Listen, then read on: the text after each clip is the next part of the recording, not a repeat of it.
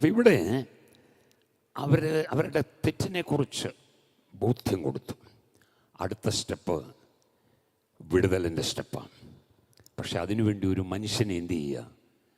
ദൈവം ഒരുക്കിയെടുക്കുക. ആ ഗിദെയോന്റെ സ്ഥാനത്ത് നമ്മളെ ഒന്ന് കയറ്റി നിർത്തണം. Praise God. ഞാൻ പറയട്ടെ, എത്ര വലിയ തകർച്ചകൾ വന്നാലും ഒരുവൻ്റെ ജീവിതത്തിലേക്ക് ദൈവം ഇറങ്ങി വന്നാൽ അവനെ കൊണ്ട് ദൈവം അത്ഭുതങ്ങളെ ചെയ്യിക്കും. 11-ാമത്തെ വാക്യം വായിക്കാം. അനന്തരം യഹോവയുടെ ഒരു ദൂതൻ വന്ന് ഒഫ്രിയിൽ അബിയേസ്യനായ യോവാശിന്റെ കരുവേലകത്തിന് കീഴെ ഇരുന്നു. അവന്റെ മകനായ ഗിദെയോൻ ഗോതമ്പ് മിദ്യാനുടെ കയ്യിൽ പെടാതിരിക്കേണ്ടതിന് മുന്തിരിച്ചക്കിനരികെ വെച്ച് മെതിക്കയായിരുന്നു.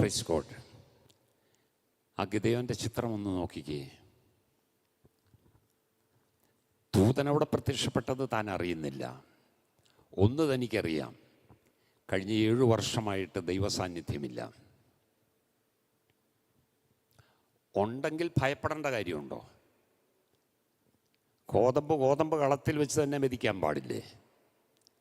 ഇപ്പം ഗോതമ്പ് ആരും കാണാതെ വലിച്ച് കറ്റയെടുത്തുകൊണ്ട് വന്നിട്ട് മുന്തിരിച്ചക്കിൻ്റെ അരികിൽ വെച്ച് ആരും കാണാതെ മെതിക്കുക എന്ന് പറഞ്ഞാൽ ഗിദെയോൻ ഭയപ്പെട്ടിരിക്കുക. Praise God. ഹല്ലേലൂയ. ദൈവസാന്നിധ്യം അനുഭവിക്കുന്നവർക്ക് ഭയമുണ്ടോ? ഇല്ല. സ്തോത്രം. വേറെ ഒന്നും വേണമെന്നില്ല, സാന്നിധ്യം മതി. അതാ ഏലിയാവ്. സ്തോത്രം. 1 രാജാക്കന്മാർ 17:1 പറയുന്നത്, തിശ്ബയിൽ നിന്ന് തിശ്ബനായ ഏലിയാവ്, ഞാൻ സേവിച്ച് നിൽക്കുന്ന യഹോവയാണേ. ബോൾഡായിട്ടാണ് പറയണേ. ഒന്ന് ആലോചിച്ച് നോക്കിയേ. എന്ന് പറഞ്ഞാൽ ഞാൻ സേവിച്ച് നിൽക്കുക എന്ന് പറഞ്ഞാൽ ദൈവത്തിൻ്റെ സാന്നിധ്യം. ഞാൻ ദൈവത്തിൻ്റെ സന്നിധിയിലാണ് നിൽക്കുന്നത്. I am standing in the presence of God. ഭയമില്ല. ആരെ ഭയമില്ല? ആഹാബിനെ പോലും ഭയമില്ല. ഒന്ന് ആലോചിച്ച് നോക്കിയേ. ഞാൻ പറയട്ടെ, ഒന്നിനെയും ഭയപ്പെടാതെ വണ്ണം നിൽക്കണമെങ്കിൽ ദൈവത്തിൻ്റെ സന്നിധിയിൽ മാത്രമേ അത് പറ്റത്തുള്ളൂ. ആ സാന്നിധ്യം ഏഴകളായിരിക്കുന്ന നമുക്ക് തരുന്ന ദൈവമാണെന്ന് എത്ര പേർ തിരിച്ചറിയുന്നുണ്ട്? കരമുയർത്തി ഒന്ന് സ്തോത്രം ചെയ്താട്ടെ.